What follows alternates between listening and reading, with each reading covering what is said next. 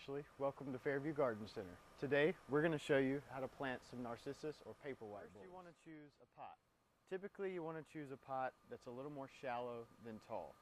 If you use a taller pot, make sure it's not very wide, such as this plastic pot we have here.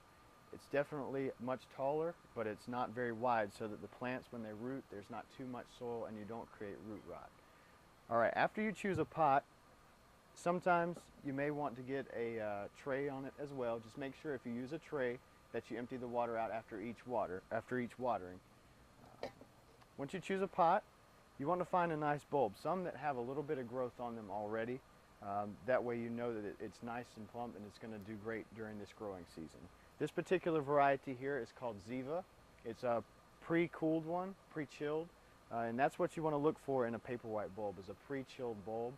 That way you don't have to worry about sticking it outside during the winter season. We want these to bloom right around Christmas.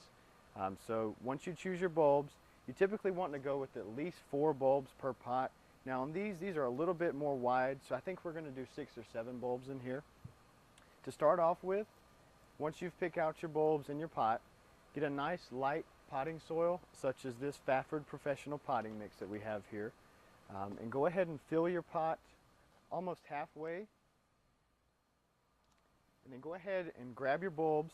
Now when you plant the bulbs, you want to make sure that you put it down so that you can plant about halfway. You want half the bulb sticking up, half the bulb planted. And then go ahead and fill in the soil around each bulb. Do not pack it down. Make sure that it's nice and light. That way when you water, the soil will compact around the plants individually.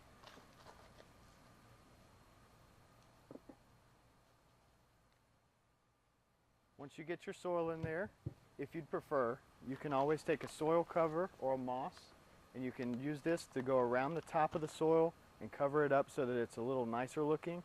We've got some white rocks here that we're going to use. And now in using this, make sure that you check the soil before each watering. You want to make sure that it's nice and dried out at the top.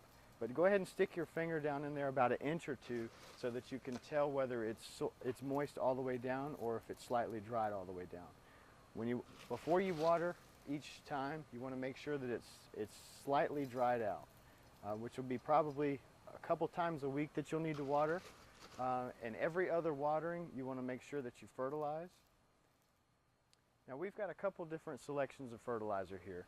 We recommend Osmocote as a slow release fertilizer. I would probably put about a tablespoon for this size of pot. Now you'd only have to do this once for this growing season, and what that does is every time you water, it releases a little bit of fertilizer to each plant. Now on top of the Osmocote, you do need to do a liquid fertilizer, something that's a little bit high on nitrogen and high on the phosphorus side. We've got Jack's here, which is a 10-30-20, and then of course you've also got your Miracle Grow.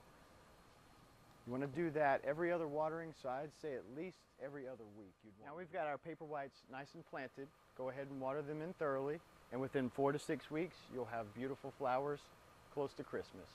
My name's Ashley. If you have any questions, you can call us at Fairview Garden Center, or you can check us out online at fairviewgardencenter.com.